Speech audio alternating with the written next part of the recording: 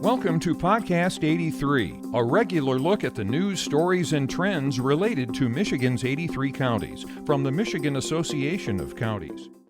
Good morning, everyone. Welcome to Podcast 83, the podcast put on by the Michigan Association of Counties. We have our normal crew here today. We've got Deena Bosworth, Director of Government Affairs, Madelline Fata, Government Affairs Associate, and Samantha Gibson, a Government Affairs Associate. Today, some of us are broadcasting remotely from the new County Commissioner School up in Grayling, Michigan. So we're kind of pulling double duty today, doing a little new commissioner education and still working things here in Lansing or down in Lansing. So first up, let's hit an issue that we've been talking about for a while. Again, had great support from members last week. Had a press conference last week. Revenue Sharing Trust Fund. Deena, what's the latest on that? Well, that was a pretty exciting week last week. On Monday, Tuesday, Tuesday, the days are running together. On Tuesday of last week, we held a press conference in Lansing where we had the Revenue Sharing Trust Fund bill sponsors, Representative O'Neill, Representative Tisdale, sort of lead the conversation in the fact that we need to get those Revenue Sharing Trust Fund bills enacted. We were all there. The whole MAC staff was there. We had Antoinette Wallace, who was our first vice president from Macomb County, there to speak at the press conference in support of moving this legislation. We had leaders from the Municipal League, the Townships Association, and SEMCOG all participate. I thought we got pretty good coverage, but the most exciting part of it was, in my mind, we asked our members to write letters in support of moving this legislation so that it went to the governor.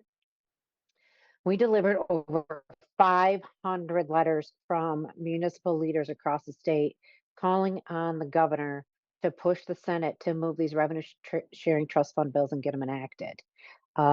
Still don't have much of a response from the governor's office other than, they said, hey, we funded revenue sharing this year. But that really doesn't speak to the basis of the policy in that we want it in statute. We want the trust fund established and a percentage of the state sales tax to go into that trust fund so that in future budget cycles, the money's already set aside. I mean, we've seen time and again during the budget process in the late night hours behind closed doors, decisions are made to cut local unit of government revenue sharing from what was originally recommended because there was a new project that they wanted to fund. We want to avoid that. And that's why we need these trust fund bills enacted. So it was pretty exciting. The press conference was pretty exciting, but yet still don't have a commitment from the Senate to run them, nor word from the governor's office as to whether or not she's going to push to have those done. Yeah, so those phone calls still need to occur to your senators. Let's get some energy behind talking to our senators out there to kind of get movement in the Senate. And these conversations aren't going to get easier, right? With what we're hearing, some of the discussions going on with road funding, potential road funding. I don't know if a solution is the right term, or discussions between the incoming speaker, Matt Hall, the governor, potential discussion there that would basically use some of the general fund for road funding, which obviously makes that pie smaller, which puts more pressure on revenue sharing, which makes it more important to make sure that revenue sharing is put in the trust fund. So it can't be appropriated away for other purposes, whether roads or not. That revenue sharing dollars are important to counties and locals to fund those mandated services. So those discussions are still ongoing and still important to have, especially as we kind of move through this end of this lame duck session, which I want to talk a little bit about the schedule coming up here in a little bit. But first, we also a lot of committees last week.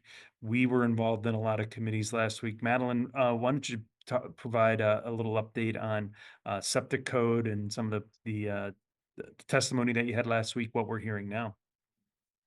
Yeah, so last week I testified in opposition to the statewide septic code legislation. About a dozen stakeholders testified. It was a long committee hearing.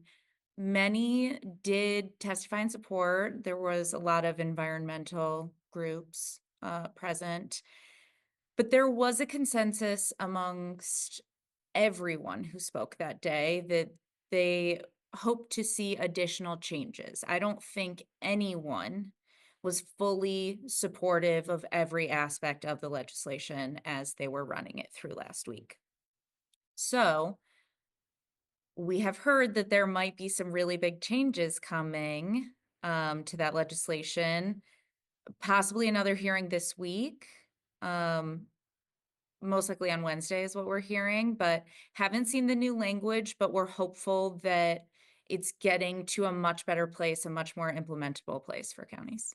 Yeah, and I think one thing we've always talked about with that, and it's in our platforms, is, point of sale is something we've supported. There's a handful of counties out there doing point of sale ordinances. They seem to work. There's some townships out there doing them as well, and I think hopefully they're recognizing that, and maybe those will be involved in some of the changes. Sam, you also testified last week, minimum staffing. There were a ton of labor bills actually up last week. Minimum staffing was one that we did some testimony on. Can you provide a little update on that? Yes, thank you. So last week I testified in the Senate Labor Committee on the Senate version of the minimum staffing legislation. So now there are two bills out there. They're identical. There's the one that's been on the House floor that we were able to get pulled from the agenda a few weeks back. And then this past week, the Senate version was up in Senate Labor Committee. Again, I testified in opposition alongside the Municipal League. That was voted out of the Senate Labor Committee. I think that has more legs in the Senate than it does in the House, so we'll see how far that goes, but we're continuing to advocate against that legislation. All right, great. Moving along, I'm just trying to move along as quickly as possible since we've got a lot of issues to update on. Deena, PA 52 or PA 152 changes that have to do with the hard cap and benefits for county employees and retention and a whole bunch of changes that are being looked at there. Can you provide an update on what testimony we provided last week and where we're seeing that legislation going? Absolutely. Thanks, Steve. So the bills that amend Public Act 152, there's several of them. There's about 5 bills in the House that completely repeal the act. And so when I say Public Act 152, that is the publicly funded health insurance program that was enacted in 2011. So we've got a whole set of bills that would repeal it, right? And then we've got House Bill 6058, which was up in House Labor Committee last week, which I testified against. In that committee meeting, you heard from the labor organizations, especially those representing schools, that they really wanted to see some changes to this. Healthcare costs, healthcare premiums have gone up exponentially over the past several years, and employees are now paying more and more and more out of their paycheck for the health benefit coverage. The problem is that under PA 152, there was an inflationary mechanism built into the maximum amount that a local unit of government can pay. And that inflationary mechanism stopped working. Healthcare premiums were rising much, much faster than that inflationary index. And so now we've got a situation across the state for county employees, municipal employees, school employees, where our ability to pay for more of their healthcare benefits is capped. We're restricted. And they are seeing now pay decreases because of how much they have to contribute to the health insurance. So Public Act 152 bill in the House, 6058, made several changes. It reset that hard cap so that it's more realistic about how much an employer would pay for health benefits, but it opened it up to all kinds of bargaining and never fixed the inflationary mechanism. That bill said every single bargaining unit within that local unit of government could have different benefits, different percentages of what they pay, different hard caps for what they pay. It opened it up to the inflationary increase or 3%, whichever is greater, and then allows them to bargain up 5% more on top of that. Several problems with it. Mac's approach is this. Our committee has approved a position that says, we believe that we should reset that hard cap.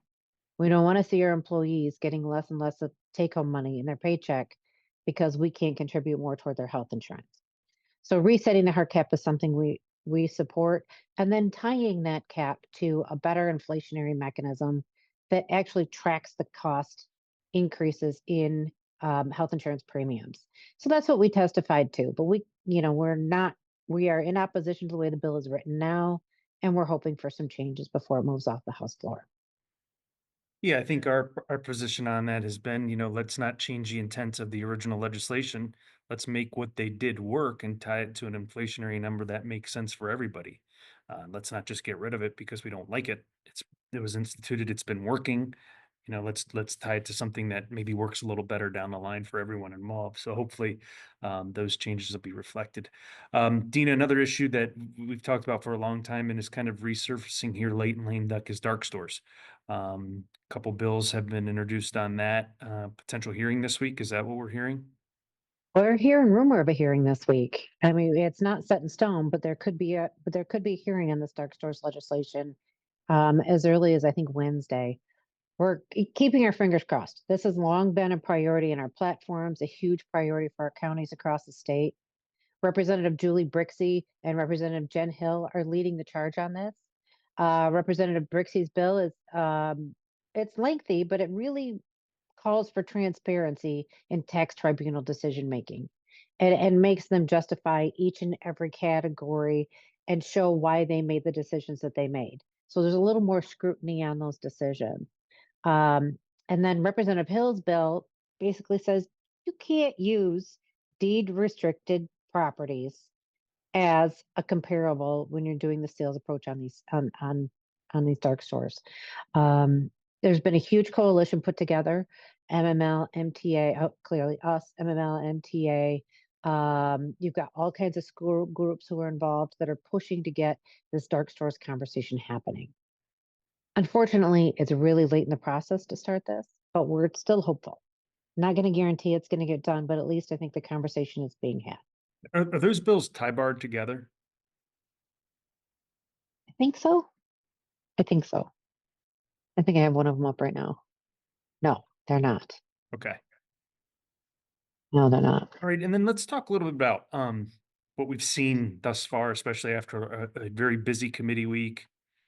Nope, sorry. they are. They are tie-barred together. They are.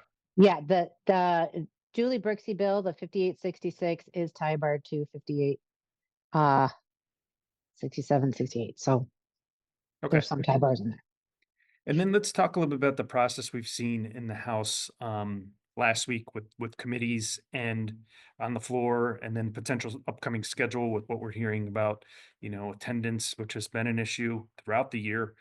And now we're getting, really up against the end of the year.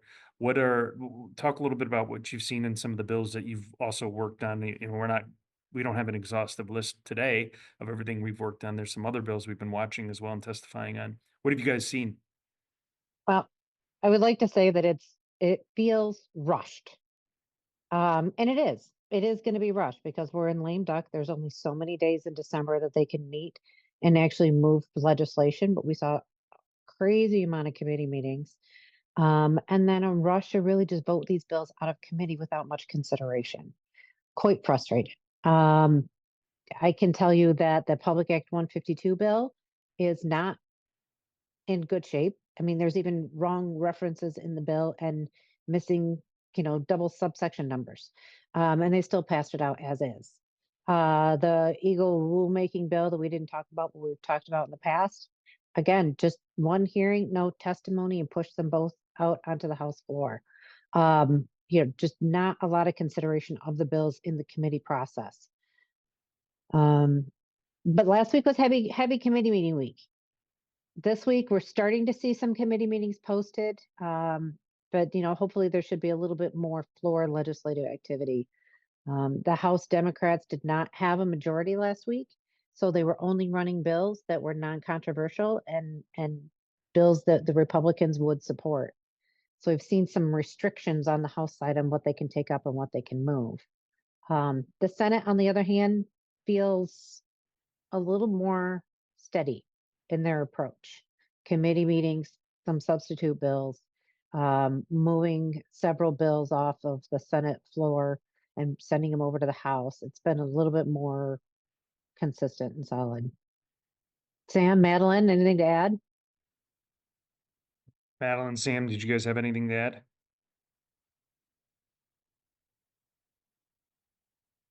Sorry, tough on the Zoom here when we're all sitting close to each other, trying to manage the mute and unmute. No, I mean, I second everything Deena has to say, especially with these quick one and done committee hearings. I mean, even in Senate Labor last week, while they did take testimony, the bill was introduced Tuesday, the hearing was Thursday morning. They voted out the same day. We have yet to see floor agendas for the week, but the Senate's in a different, position than the House is, that they do have all the votes there for the majority. So I'm mostly curious to see what will happen on the floor this week and what next week will look like. Madeline, anything else? I'm seeing the same stuff. I was in Senate Energy on Thursday and some bills that Mac's not necessarily tracking, but very little testimony, a very quick vote through. So yeah, it's kind of the pattern right now. Yeah, I think you saw it in the House agendas last week with, 4 bills being passed out of the House where you have 20 to 30 being passed out of the Senate. Um, and I mean, are we anticipating any changes in attendance this week or to be determined, or what are we hearing on that? We're hearing a couple of days this week that the Democrats may be on full steam in the House and have, the majority vote back. I know one member was out, recovering from surgery. Not sure what the case was with the others, but I think this week there's the potential for being at full attendance for them. Not guaranteed, mind you, because you never really know, but Yeah, that's I what we're don't thinking. think anyone really knows until the day of No. and see who's showing up. Well, great. That was a pretty exhaustive, a pretty large agenda for our podcast today. I hope everyone was able to take some notes on that. If you're able to, tune into the podcast going forward. Stay close to your emails as we embark on the rest of the lame duck session. We won't necessarily always be saving things till the end of the week. We may need help during the week, so stay close to your emails for updates as we get them. And if we need to have a call to action for our members, that's always very helpful when our members get involved as well. So please feel to reach out if you have any other questions. Thank you, everyone, and we will talk to you next week.